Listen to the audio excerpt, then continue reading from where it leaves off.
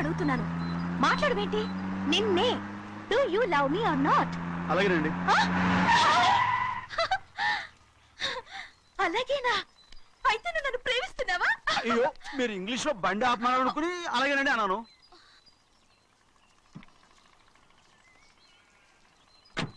ఇదిగో నన్ను చూడు, బాగా చూసుకో. చూడమంటున్నానా? ఇక మీద నన్ను ఇలా చూడలేవు. ఆఖసరిగా చూసుకో. చూస్తున్నావా? అమ్మడు అమ్మడు అమ్మడు ఎక్కడికి? అమ్మడు. ఓహో, నువ్వుతో దూకు చావడానికా? మరేం పర్వాలేదు, నేను దూకు కాపాడుతానుగా. దూకు దూకు.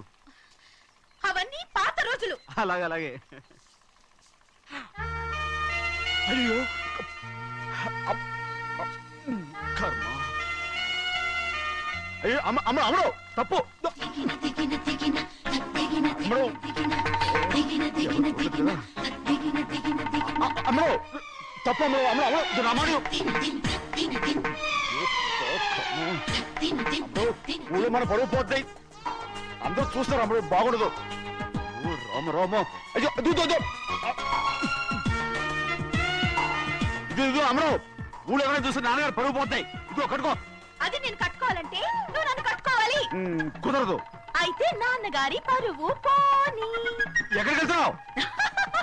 గాలి కోసం. ఇప్పటికే స్నానగాలి తగిలింది చాలు. ఇక్కడ రాను. ఈ ఊరంతా నన్ను చూసే వరకు నేను ఆ పంప కింద స్నానం చేస్తాను. స్నానం. ఐఎమ్ ఏ బాబీ గర్ల్. పంపు కింద ఈ రకంగా పరువు పోతాయి. అమ్మడు వచ్చాయి. ఒరే అప్పగా. అయ్యా, చేసిన పని చాలు కానీ అందరికి వచ్చాను రా. ఎందుకంటే రండి రా. అరే కళ్ళు మూసుకోండి రా. కళ్ళు మూసుకుంటే కింద పడిపోతామండి. సరే అయితే తెరవండి. ఏమైందండి? అటు మాత్రం చూడండి రా. ఇటు ఇటండి, అందరు ఇటండి. నాకు ఎదురండి, నన్నే చూడండి. అంతా సరే ఇంకా ఉన్నారా? వచ్చామండి. మధ్యాహ్నం ఇంకా వస్తారండి. ఇవాళ ఎవరు అనక్కర్లేదు, మీకు సెలవు. అయ్యా, మరి కూల్ డబ్బులు అండి? కూలి ఇస్తారా? అయ్యా, మరి పని చేయకుండా ఉత్తినే కూల్ డబ్బులు ఇస్తామంటున్నారు ఎందుకండి? ప్రశ్నలు ఎక్కువ అవుతున్నాయి. రేపటి పనులకు రావాలి లేదా?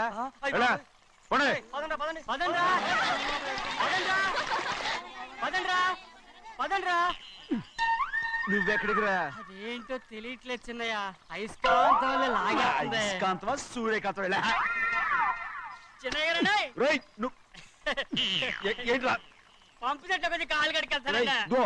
ఎందుకురా? పంపు చెట్లు కాలు కడికెళ్ళకపోతే నా పిల్లలు ఏ కిర్తాను. అమ్మడు కట్టుకో. అమ్మడు బా కట్టుకోమంటుంటే మన పొలంలో వాళ్ళు తరివేస్తే పక్క పొలంలో వాళ్ళు చూడరా ఏంటి? వెళ్ళు వెళ్ళు. మంచి పిల్లవు కదా, చెప్పిన మరి ఉంటా ఉంటగా. కట్టుకోను.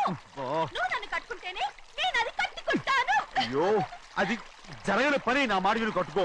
అయితే నేను ఇలాగే ఉంటాను. పో. అమ్మడు మరి చిన్నపిల్ల మారం చెక్కు. ఎవరైనా చూస్తే నాన్న చెప్తారు. ఆ తర్వాత నాన్న కోపం వస్తాయి, ప్రాణాలు తీస్తారు. నా కట్టుకో, తీసుకో. పర్వాలేదే, నీ ఒళ్ళు వాళ్ళంతా చూసినప్పుడు నాకెలా మండిందో అంతకన్నా ఎక్కువగానే నీకు మండుతోంది కదూ? ఆడదానికి మగాడికి తేడా లేదేంటి? కట్టుకో. అలాగే కట్టుకుంటాను. కానీ నువ్వు కడితేనే నేను కట్టుకుంటాను. అయ్యో, నేను కట్టను.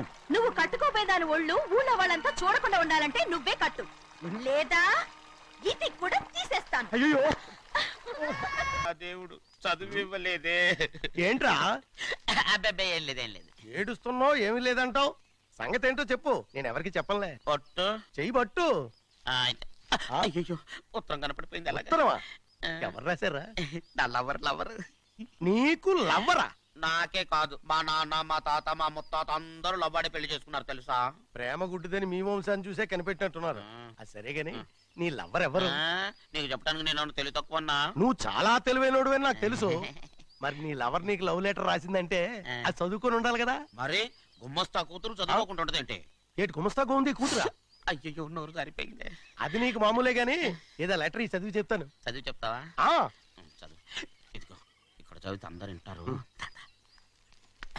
ఇదిగో ఇదిగో, ఇది నా ప్రేమోత్తరం. ఎవరికి వినపడకుండా చదువు. ఆహా, అమ్మాయి కంటే అక్షరాలే అందంగా ఉన్నాయిరా. అమ్మాయి కూడా అందంగా ఉంటది కదా. మరి బసవయ్య, నా ప్రేమ నీదయ్యా.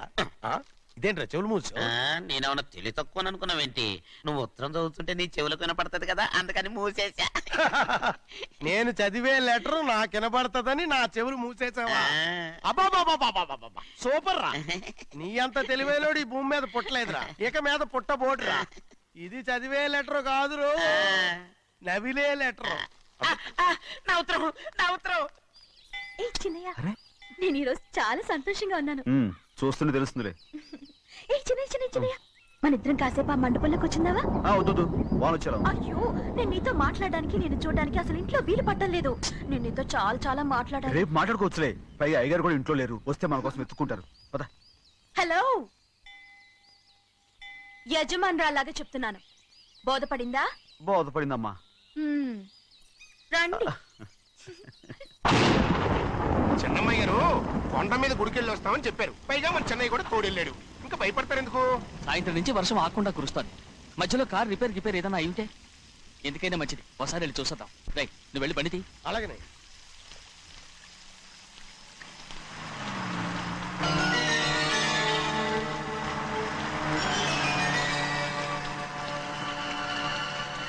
అయ్యా అది చూడండి, ఆ కారు మందే అనుకుంటానండి. అవునయ్యా, ఆ బండి 288. నేను అప్పుడే చెప్పాగా బండి రిపేర్ ఏదైనా అయి ఉంటుందని. రై, పక్కన ఆపరా. చాలా పొద్దుపోయింది, ఇంటికి పోదామా?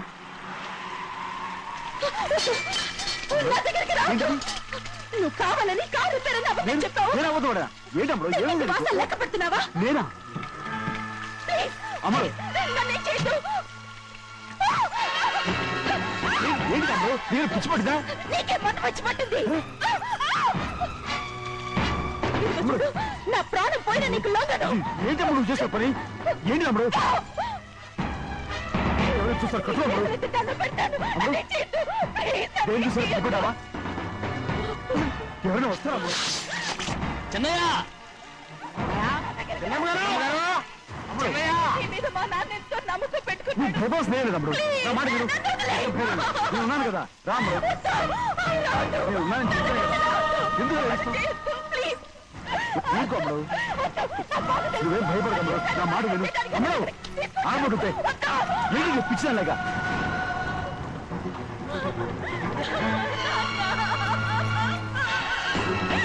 ఏంటమ్మా ఇది? చెప్పమ్మా, చెప్పు. కారు పేరు చెప్పి నన్ను ఈ మండపంలోకి తీసుకొచ్చాడు. వర్షం పడుతుంది, కారు రిపేర్ చేయలేమని ఇక్కడే ఉందామని నన్ను అదోలా చూశాడు. నాకు చాలా భయం వేసింది. ఏ పర్వాలేదు, నడిచేదే వెళ్ళిపోదాం నేనంటే, నువ్వు విదేశాలు చదువుకుని వచ్చావు, ఆ మాత్రం అర్థం చేసుకోలేవా? ఈ ఒక్క రోజుకి అని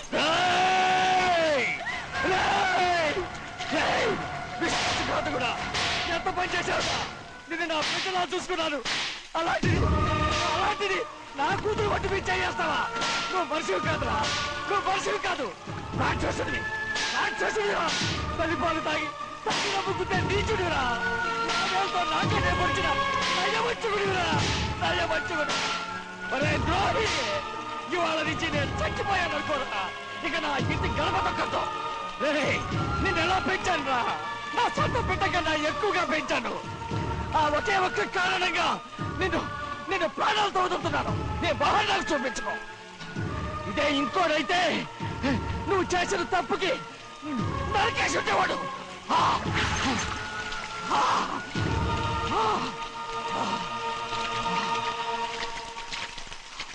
పదమ్మా, రే రండిరా. ఇవాళతో వాడికి మనకి రుణం తిరిగిపోయి.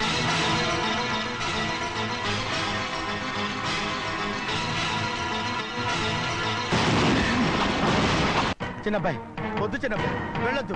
నా మాట విను, 2 కుటుంబాలు కలవబోతున్నాయి. వద్దు చిన్నబ్బాయి. చిన్న వెళ్ళొచ్చినా, నా మాట విని చిన్న వెళ్ళొచ్చినా, చిన్న వెళ్ళొచ్చినా. ఆగో, ఎక్కడికి వెళ్తున్నా? ఒక నౌకరేదవా నా అక్క కూతురు ఒంటి మీద చెయ్యేశాడని తెలుసుకోడా నన్ను నోరు మూసుకుని కూర్చోమంటావా? అటు తప్పుకున్నాయా? వాడి కాలో చెయ్యం నరకందే నేను నిద్రపోను. నరికేస్తే నీ పక్క చల్లారిపోతుందా? అందుకని పరువు పైన పర్వాలేదని చేతులు ముట్టు కూర్చోమంటావా? పొర్రుందిరా నీకు?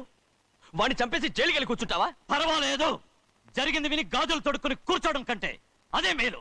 ఊళ్ళో నలుగురు చేత మొహం మీద ఉమ్మయించుకోవడం కంటే జైలుకెళ్ళడమే మేలు. తప్పుకో. వద్దు బాబు, నేను చెప్పేది కొంచెం విను. మా నాన్న చిన్నయ్య నెత్తి మీద పెట్టుకుని ఊరేగాడు. ఇప్పుడు ఆయనకు ఆయనే నిజం తెలుసుకుని బయటకు గెంటేశాడు. ఆ శిక్ష వాడికి చాలు. కానీ మీ చెల్లెలు పరువు పోయిందే, దానికి కారణమైన వాడిని నేను ఊరికే వదిలేయాలా? నువ్వు వాడిని నరికేస్తే జరిగింది మాసిపోతుందా? పోదు, కానీ కోపం కొంచెమైనా తగ్గుతుంది కదా. 2 రోజులు ప్రశాంతంగా ఉంటే అన్ని కోపాలు పోతాయి. అవును, నువ్వు కూడా 15 సంవత్సరాలుగా ప్రశాంతంగానే ఉన్నావు, కానీ మీ నాన్నకి నీ మీద కోపం పోనేలేదే. అలాగే నేను కూడా. తప్పుకోవద్దు.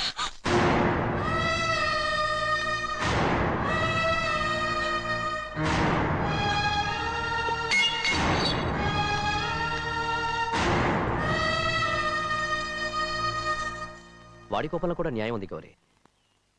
ఎవడో చేసిన దాన్ని ఎవడు చేసుకుంటాడు చెప్పు? న్యాయంగా చూస్తే వాడు చేసుకోవాల్సిన పిల్ల. వాడు మనతో పాటు చిన్న వయసులో వచ్చేసాడు కాబట్టి ఆ కుటుంబానికి విరోధయ్యాడు. పోన్లే, తను నాకు మర్యాద ఇవ్వకపోయినా నీకైనా ఇచ్చాడు. అచ్చా రే మణిదీరా. ఎందుకయ్యా చెన్నైని అడగాలి? కలుపు తీయడానికి ఎంతమంది కూలీలు కావాలో చెన్నైకే తెలుసండి. శనక్కాయలు ఏ కొట్లో అమ్మాలో చెన్నైకే తెలుసండి. జొన్న చేనుకు మందు కొట్టారో లేదో చెన్నైకే తెలుసండి. అయ్యా మరి నేను వెళ్ళొస్తానండి. ఎక్కడికి వెళ్తున్నావు? చెన్నై దగ్గరికండి. ఎందుకు?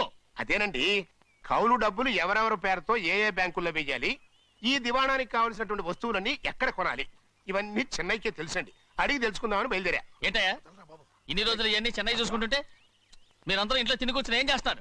గాడిదలు కాస్తున్నారా? చే ఇది ఇల్లా సత్రమా? అబ్బా నువ్వు ఉండవయ్యా, నేను చెప్తున్నాను కదా.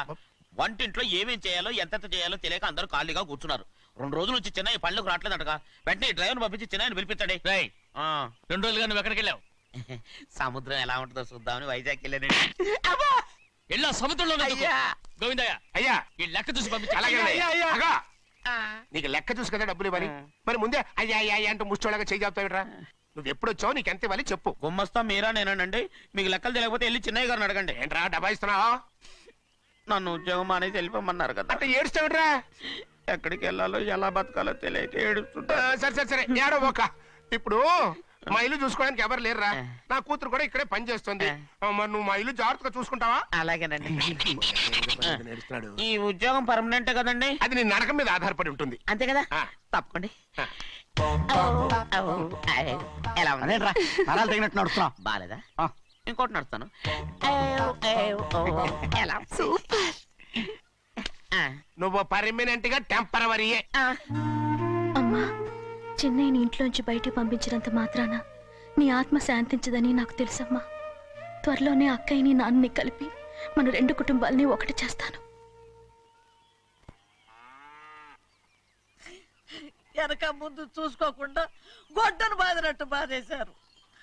కూతురు ఏం చెప్తే అది నమ్మేటమేనా? అసలు ఏం జరిగింది, ఎలా జరిగిందని ఒక్క మాట అయినా అడిగాడు ఆ పెద్ద మనిషి. పోనీ నువ్వైనా చెప్పలేకపోయావేంటి?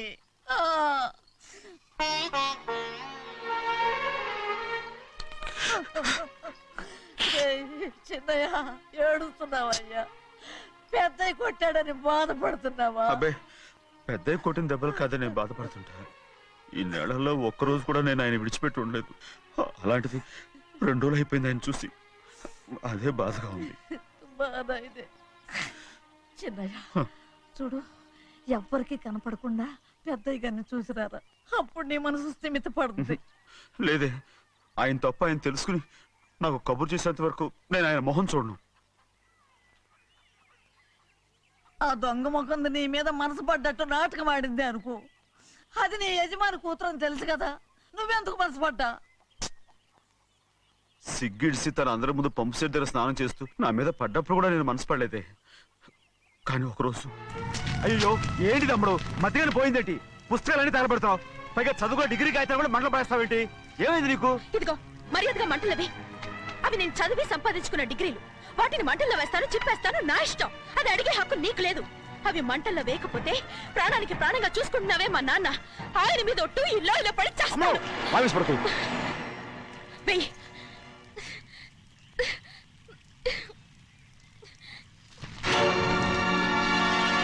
తగలబెడుతుంది నువ్వు చదువుకున్న చదువుని కాదు, మా పెద్దయ్య పెంచుకున్న ఆశల్ని, ఆయన కన్న కలల్ని. పర్వాలేదు, నా ఆశ నెరవేరినప్పుడు ఎవరి ఆశ తీరినా తీరకపోయినా నాకు అనవసరం. నేను డబ్బున్న దానిగా నువ్వు నన్ను ప్రేమించడానికి వెనకాడుతున్నావు. చూడు, మా నాన్న నా పేరు మీద రాసిన ఆస్తుల తాలూకు దస్తావేజులు మొత్తం తెచ్చాను. ఇవి కూడా అమ్మా, తగలబెడతాను. ఏంటిది? నేను ముందే చెప్పాను, అడ్డొచ్చావో దూకేస్తాను.